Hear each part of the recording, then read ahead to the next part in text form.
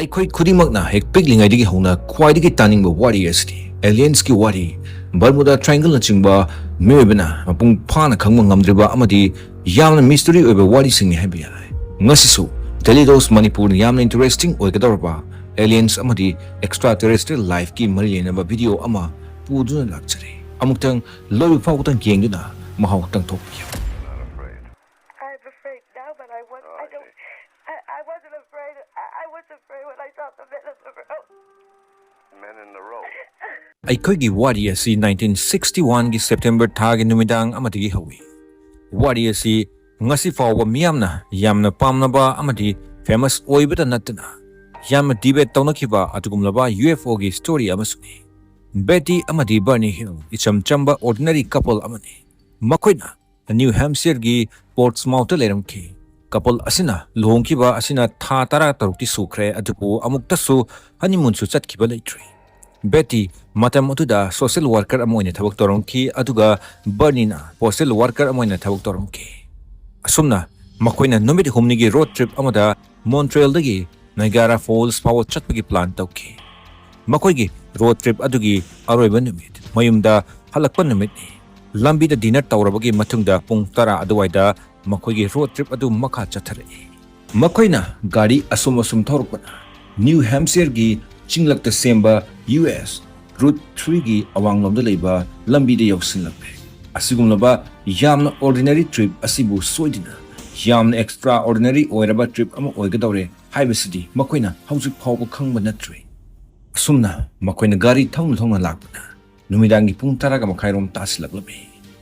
Khangodana Betty na atiyada yam angakpa amadi amuktasu ukidriba makalgi mangal ama uba phangki.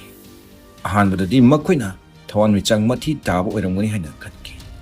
Adubu Betty amadi Barney Hills na gari asum thawriba makai light adusu asum chawkhalaki amadi arepa maike leitana makhoi tamna paisilaki. Mataw aduda makhoi ani su haipet kirap tawre. Amati Betty na Barney da car adu ngahak khamlaga yengnasi harini. Asumna Betty na makuta binocular ama pairaga amama numidang aduda mangal adu karino haiduna yengkhali. Nupi aduna ahanba hek obaga wangang phaw thokiramde. Maramdi light adudi posak amadagi thorakpa oiramne. Posak aduna nungsita ungduna koipai pairami amadi machu kyagi light su kapthorani. Tasingna masi yamna ichamjamba aircraft amadi natre.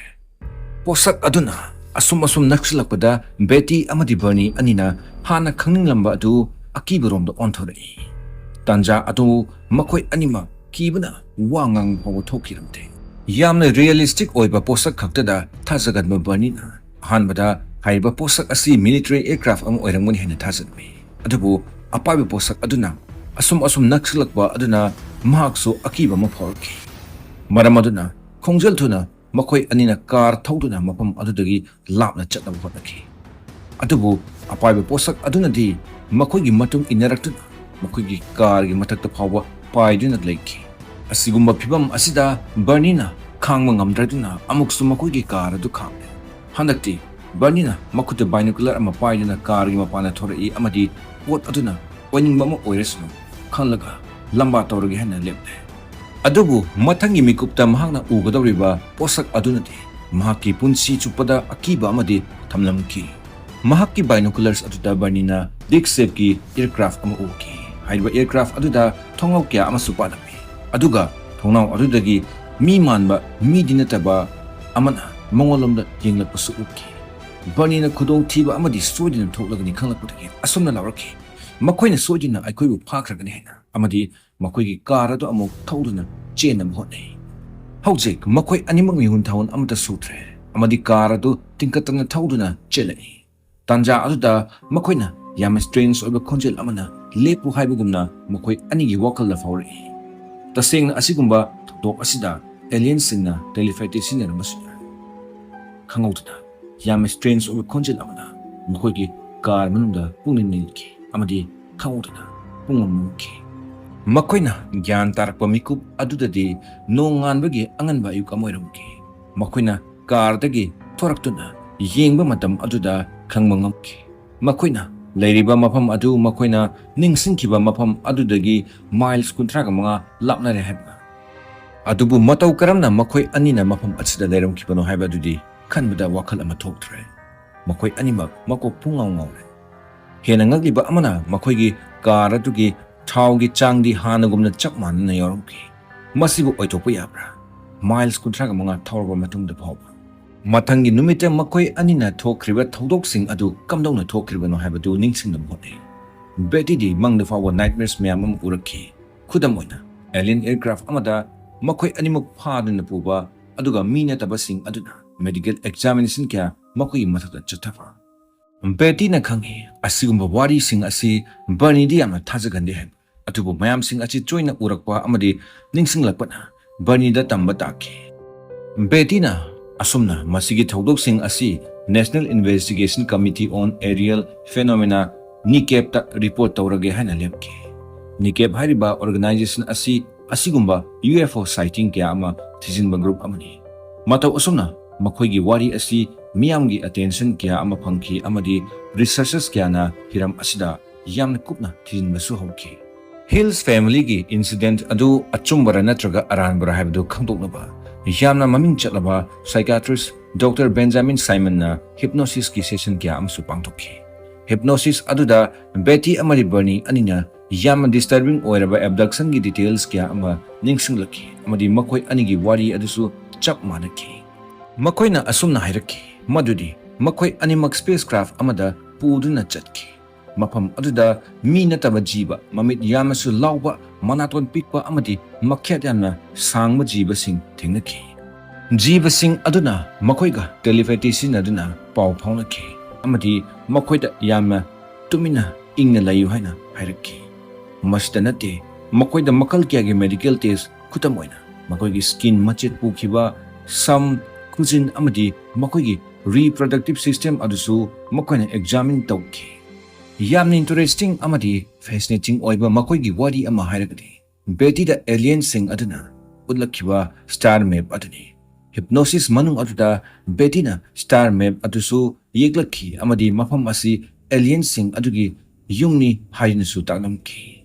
Jahi kharagi matungda maming chatlaba astronomer amana Betty na yekiba star map aduga chap manaba Zeta Reticuli kauba star system ama discover tawki.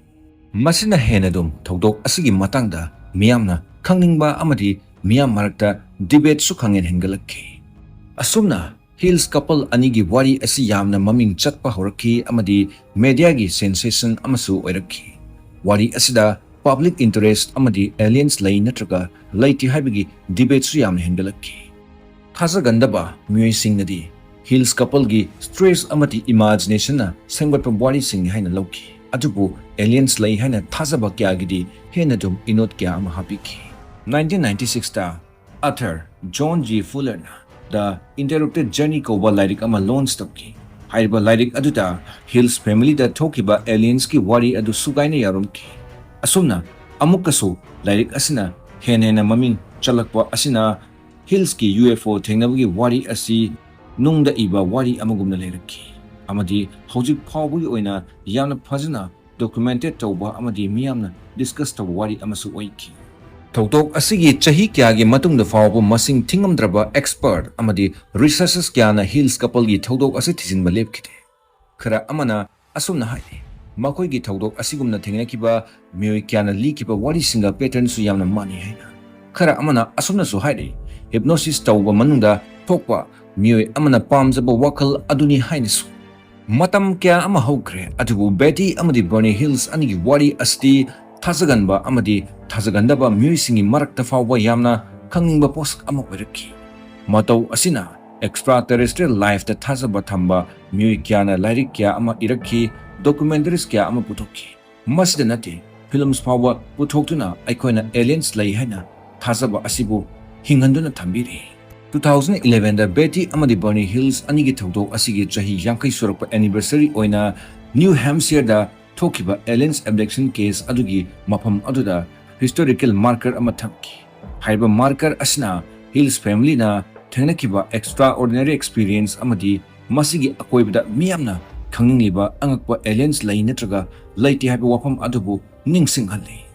Aduna 1961 gi adugumlaba numidang aduda Betty amadi Barney Hills ta thokiba thodok adu achumbara amadi makhoi anibu tasengna aliens na phakibra natragana makhoi gi thodok amadi experience adubu asengmani natraga aranbani haibagi explanation leitraba jatla wahang mayam sing asigi paukum ngasisu aikoi myebigi lakta leire aliens lei natraga leite haiba wahang asini aikoi myeba singi marakta yamna khangba wahang ama oidina lakliba ase aikoi universe ase adukumatik chawkhre amadi haujiki technology asinadi thijinba mapung phaba ngamgada banate atubu kanana khangba nongma myebagi technology asi chawkhlaktuna aikoina khaliba aliens lei haiba wafam asi chunglakpasu matang asida Delhi dos Manipur na mayamdagi kaina nabiya thang nisri amadi somsu aliens lei hane thajaba misak ama oirabadi sojena comment section da comment option biramo amadi asigumloba